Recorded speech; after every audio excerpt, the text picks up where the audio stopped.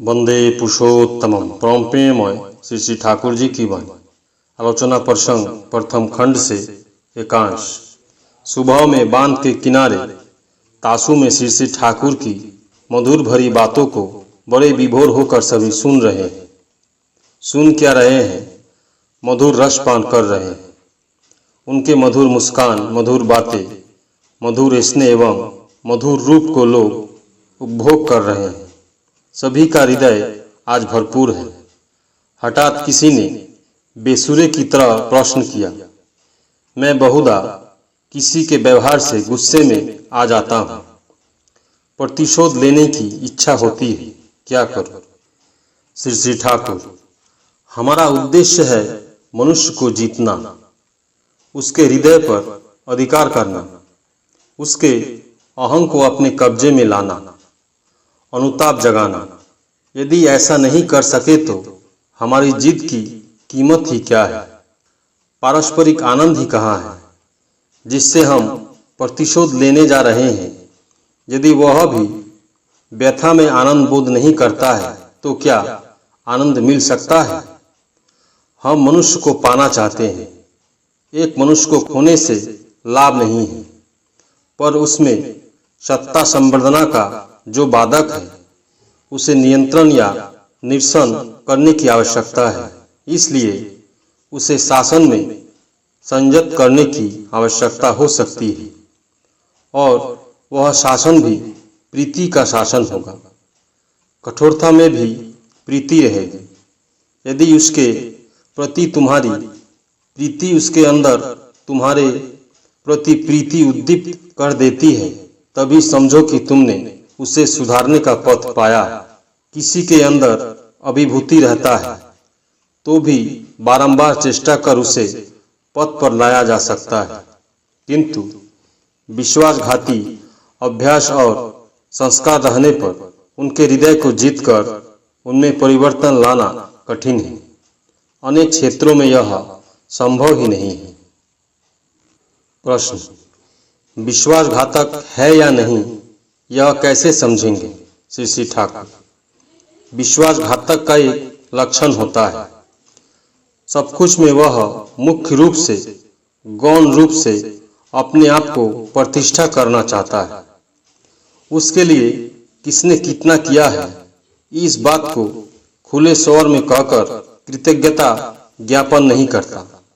वह एक असाधारण कर्मठ व्यक्ति है एवं उसके गुण के लिए ही सर्वत्र उसका समादर है।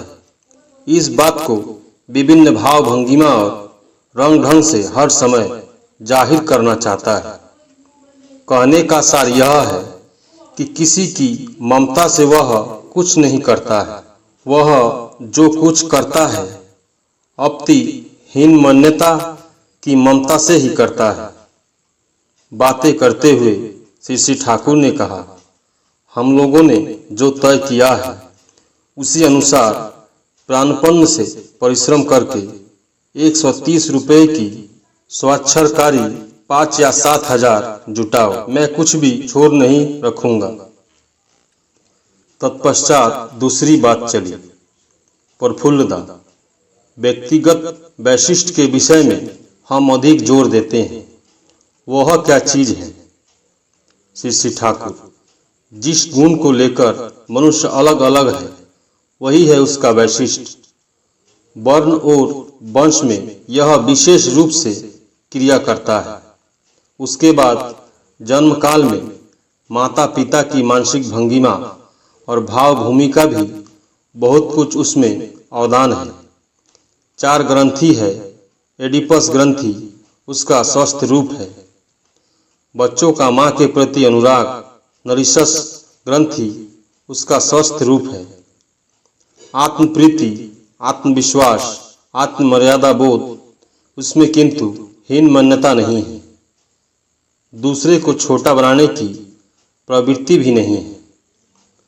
संयम ग्रंथि इसका स्वास्थ्य रूप है। मनुष्य का सामाजिकता बोध। और है असम यौन ग्रंथि, स्वस्थ यौन आकांक्षा, जहाँ धर्म संगत विहित पथ पर आत्म प्रकाश कर नर नारी के वैधि मिलन के माध्यम से सुप्रजन की दिशा में सार्थक होनी चाहती है, उसमें उसकी स्वस्थ अभिव्यक्ति देखी जाती है। उनकी विकृति भी प्रचुर होती है। मनोविज्ञान में इसे क्या कहा जाता है यह मैं ठीक तरह से नहीं जानता हूँ, पर मैं इसी रूप में समझता हूँ। चाहे जो हो, हर व्यक्ति में सभी ग्रंथि रहे तो भी एक एक व्यक्ति में एक एक प्रधान रहेगा ही। इन्हें लक्ष्य कर वैशिष्ट को समझा जा सकता है। उसके अनुसार मनुष्य को व्यवहार किया जाए तो मनुष्य खुश हो जाता है। एक कथा को सुनकर ही रहेगा, वाह सुंदर, कैसे अद्भुत व्यक्ति है, कितनी अच्छी बातें कही है। हर व्यक्ति के ऐसे वैशिष्ट को पकड़ना उसके लिए संभव नहीं है जो स्वयं प्रवृत्ति अभिभूत होता है।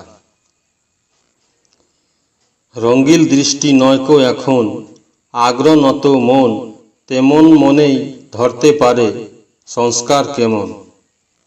अर्थात जब रंगीन दृष्टि नहीं रहती है, मन आग्रह से नत रहता है, तभी वह मन किसी के संस्कार को समझ सकता है। इष्ट के रंग में जो जितना रंगाया रहता है वह उतनी अरंगीन अवस्था में हर को देख सकता है और उसका अनुसरण कर सकता है। लोग प्राय प्रवृत्ति के चक्कर में पड़े रहते हैं, इसलिए 20 वर्षों तक लगातार एक साथ एक घर में रहने पर भी एक दूसरे के वैशिष्ट को नहीं समझ पाते हैं। यह नहीं समझने के कारण ही आपस में टकराते हैं। इस बात को सिर्फ माथे में रखने से ही काम नहीं होता है। जब हम प्रवृत्ति अभिभूति के ग्रास में पड़ जाते हैं तब किसके साथ कैसा व्यवहार करना चाहिए, इस बात को जानने के बावजूद आचरण में प्रस्फुटित नहीं कर पाते हैं। इसलिए जो थोड़ा भी बुद्धिमान है वे हर क्षण ईश्वरत होकर प्रवृत्ति अभिभूति के कुछ ऊपर ही रहने की चेष्टा करते हैं। फरीदपुर से एक भाई आए हैं। उनसे श्री ठाकुर फरीदपुर का समाचार पूछ रहे हैं। वे कुष्टिया से आए हैं। यह सुनकर उन्होंने वहां के एक डॉक्टर के विषय में पूछा। शरदा ने पहले वाले प्रसंग के विषय में पूछा, हमें क्लास में कैसे पढ़ाना चाहिए तथा सभा में वक्तृता कैसी देनी चाहिए। वहाँ तो नाना वैशिष्ट के अनेक लोगों का समागम रहता है। श्री ठाकुर, हर वाद्ययंत्र में कतिपय घाट रहते हैं, ग्राम रहता है। उसकी सहायता से किस प्रकार हर तरह के सुर बजाए जाते हैं, उसी प्रकार नाना तरह के प्रवृत्ति वाले एक दल के सामने बोलते समय ऐसी तरंग पैदा कर देनी चाहिए जिससे विभिन्न वैशिष्ट पोषण पाए। सभी का भंगिमा लेकर सुर और स्पर्श दे सको तो हर व्यक्ति अंतराशी होगा ही। गुरुत्वपूर्ण मनोज्ञ भाषा में विषय के साथ सामंजस्य बनाए रखकर सुकौशल करना चाहिए। जैसे भाषण में कहा, तुम्हारे बच्चे, तुम्हारी स्त्री आज पथ पर भूखे भटक रहे हैं, क्या तुम इस समस्या का समाधान नहीं चाहते? जो ही स्त्री और बच्चे की बात कहोगे त्यों ही उनका प्रवृत्ति अंतराशी हो उठेगा। उनके मन में चेतना आएगी और वह सोचेगा, सुनूं तो क्या कह रहा है, पर सिर्फ प्रवृत्ति को उभारने में लाभ नहीं है। मनुष्य में जिस प्रकार हीन प्रवृत्ति रहती है उसी प्रकार उन्नत प्रवृत्ति भी प्रचुर है। बातों के जरिए अग्नि पैदा करनी चाहिए।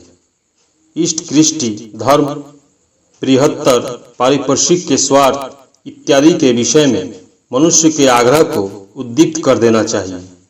मनुष्य को सुकेंद्रित मंगल कर्म की दिशा में जितना पागल बना सकोगे उतना ही समझा जाएगा कि तुम्हारा भाषण सार्थक हुआ। मनुष्य प्रवृत्ति के राज्य में जिस प्रकार विचर रहा है उसी प्रकार प्रवृत्ति को भूमायित करने की उसकी इच्छा भी है। इसलिए वास्तव के साथ योग रखकर बोलने से सत्य के प्रति नशा लगाना कोई कठिन कार्य नहीं है। जिस प्रकार मनुष्य की स्वार्थपरता है, परार्थपरता की प्रवृत्ति भी उसमें कम नहीं है एवं वह उसमें कम प्रबल नहीं है। दरअसल परार्थपरता ही उसके स्वार्थ की नींव है। जिस प्रकार मनुष्य की आराम प्रियता व तथाकथित भोगाकांक्षा है, इष्टार्थी क्लेश, सुख प्रियता, त्याग और दुखबरन की स्पृहा भी उसकी नहीं है, ऐसी बात भी नहीं की जा सकती है। जरूरत है उन्हें उभार देना, उनके प्रति लोभ पैदा कर देना ही शिल्पी का कार्य है। यदि हर आंगन से कर्षण कार्य चलता रहे तो राष्ट्र में प्रकृत प्रगतिमुखी मनोभाव फैलने में अधिक देर नहीं लगेगी। परम प्रेममय श्री ठाकुर। सभी गुरु भाई एवं माँ को जय गुरु।